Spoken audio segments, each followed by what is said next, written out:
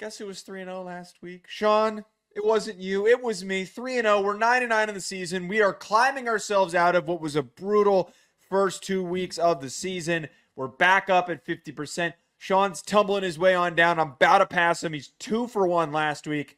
10-8 on the year. 55% correct. How does it feel?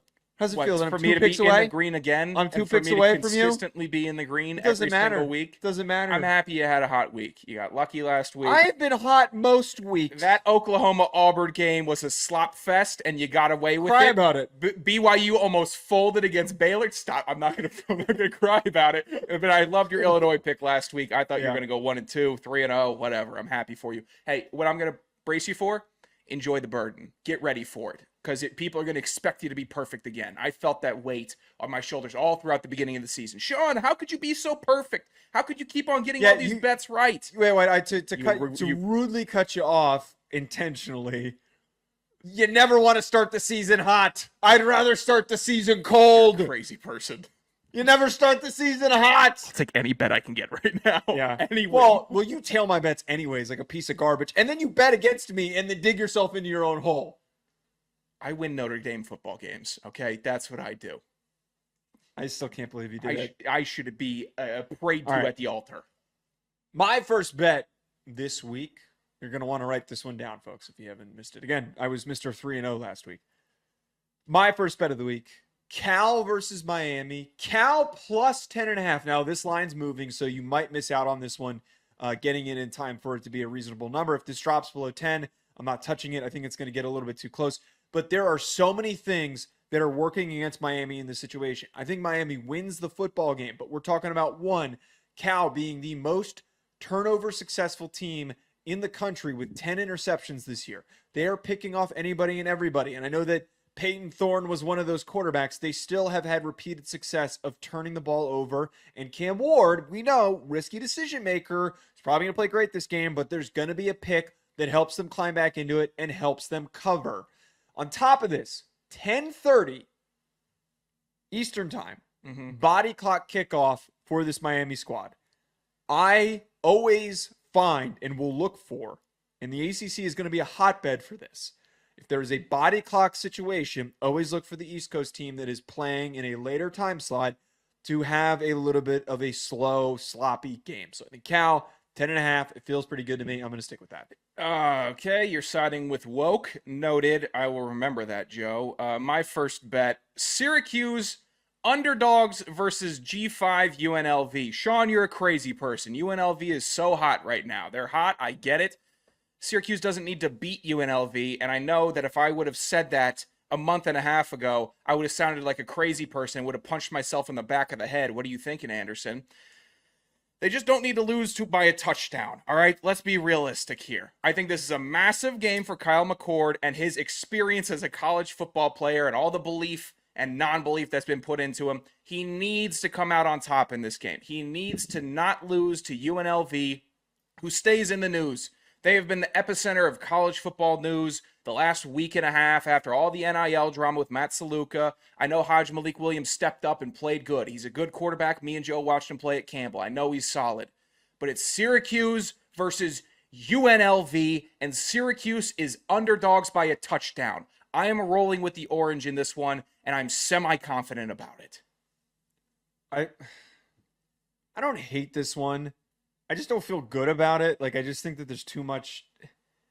Like, this very well could be a situation where, yeah, Syracuse should not be an underdog and that UNLV is a little bit overhyped. They've been a P4 killer this year. It's fine. I wouldn't bet this one personally myself. Okay. My next one, Florida plus 2.5 versus UCF. I think one thing that is often forgotten, apparently the books have forgotten this, teams in the Big 12, especially that middle of the conference like UCF is, there is a massive, I don't care how bad you are in the SEC, except for Mississippi State. They're in a separate category of just awfulness. Oh, they're below Vanderbilt at this point? I mean, they got smoked by Toledo, they got smoked by Florida, they got smoked by Arizona State. They're lone basement in your opinion. Yeah, they're on a separate tier at the current moment. Florida might be struggling right now, but they are still an SEC roster with a ton of talent. They are physically more gifted along both lines of scrimmage than UCF. This is a no-brainer for me. I'm taking a money line, but I'm giving this out as plus 2.5 for Florida just to give myself a buffer for the picks, but I took them money line.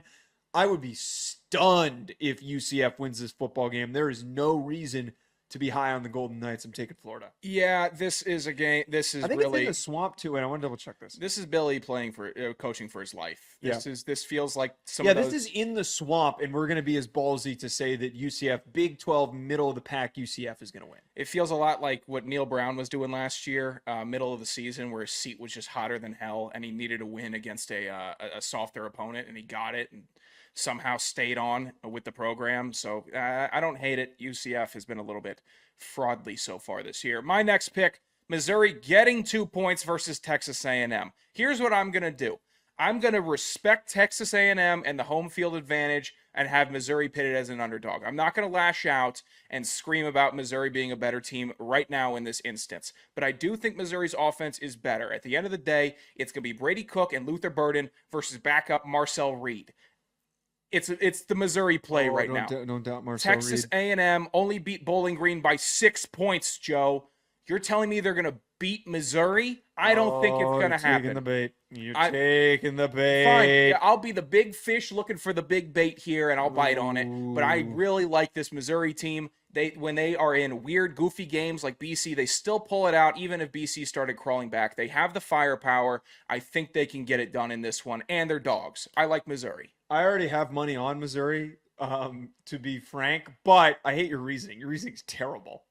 How? How so? The Bowling Green game is just a It's Bowling sloppy, Green. crappy game that they played against Bowling Green. Plenty of teams play down to opponents. It doesn't say anything to Joe, me. they were tied with Bowling Green in the fourth quarter of that game. I get that, Tied, but that doesn't. close. That's not reflective of who Texas A&M is.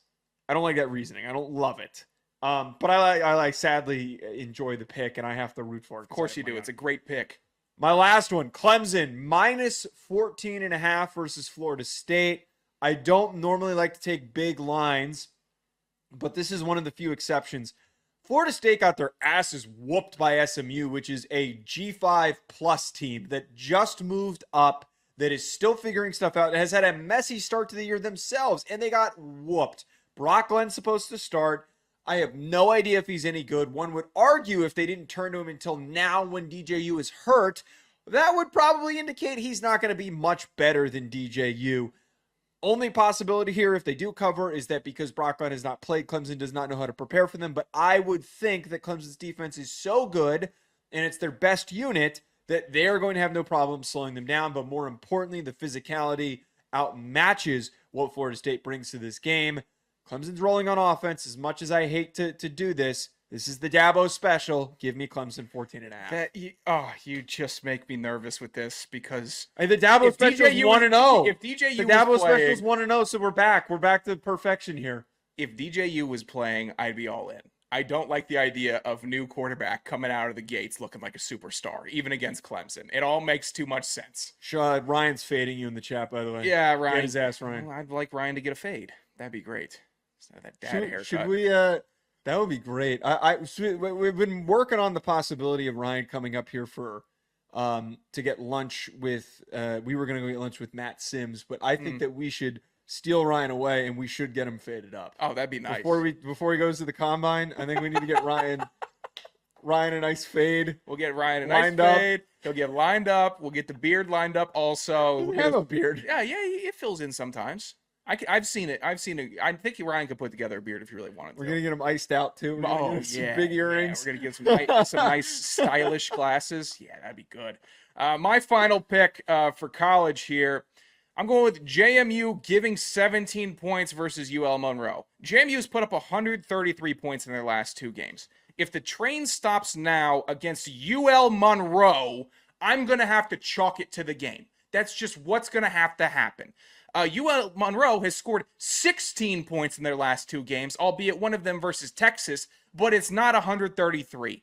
I am so confident in this one. This is one that I'm going to push. This is one I will send people. JMU is white hot. I am a believer in Alonzo Barnett III. He's a dude. They've also scoring on defense. They have 3 defensive and special teams touchdowns over the last 2 games. They're too hot. And if this is more bait, it's more bait. But I'd rather bet on the hot team than a cold team predicting them just wake up. I don't like betting lines that are over 15 points.